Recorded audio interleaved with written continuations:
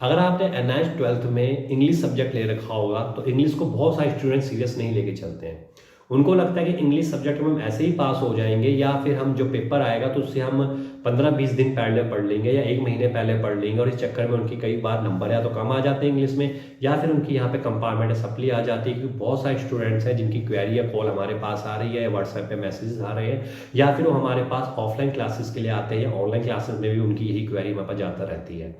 तो देखिए, आपको सबसे पहले इंग्लिश का पैटर्न पता होना चाहिए, एनआईएस का सिलेबस पता होना चाहिए, एनआईएस 12th का, जो कि हमने कुछ ऐसे पेपर सेटअप किए हुए हैं जिसका लिंक आपको डिस्क्रिप्शन में मिल जाएगा। अगर आप उनको कर लेंगे तो एक तो आपको ये पता लग जाएगा कि आपको पेपर में तैयारी कैसे करनी है, क्या अनसीन पैसेज आता है, कितनी ग्रामर आती है, कितनी आपकी पोइट्री आती है, पोइट्री में जो क्वेश्चंस आते हैं वो किस तरह के क्वेश्चंस आते हैं, या फिर जो आपकी सप्लीमेंट्री होती है उसमें किस तरह के क्वेश्चंस आपके पूछ लिए जाते हैं, और पेपर किस पैटर्न के हिसाब से आता है। तो जो उसमें 3-4 पेपर भी आपको दिए गए होंगे, वो 3-4 पेपर भी अगर आप अच्छे तरीके से कर लेंगे तो वो क्वेश्चन जो पूछे गए हैं वो क्वेश्चंस भी अगर आप अच्छे तरीके से कर लेंगे तो कहीं ना कहीं आप इंग्लिश में बहुत अच्छे नंबरों से पास हो जाएंगे। क्योंकि बहुत सारे स्टूडेंट्स ऐसे होते हैं कि जो इंग्लिश को सीरियस नहीं लेके चलते हैं, और इस कारण से उनके तो नंबर कम रह जाते हैं, परसेंटेज कम रह जाती है, या जहां पर वो इसकी कोचिंग करने के लिए जा रहे हैं वो उनको रेगुलर पैटर्न पढ़ाते हैं, एनसीईआरटी पैटर्न पढ़ाते हैं, जो कि उनके पेपर में नहीं आता है, सिलेबस में नहीं आता है।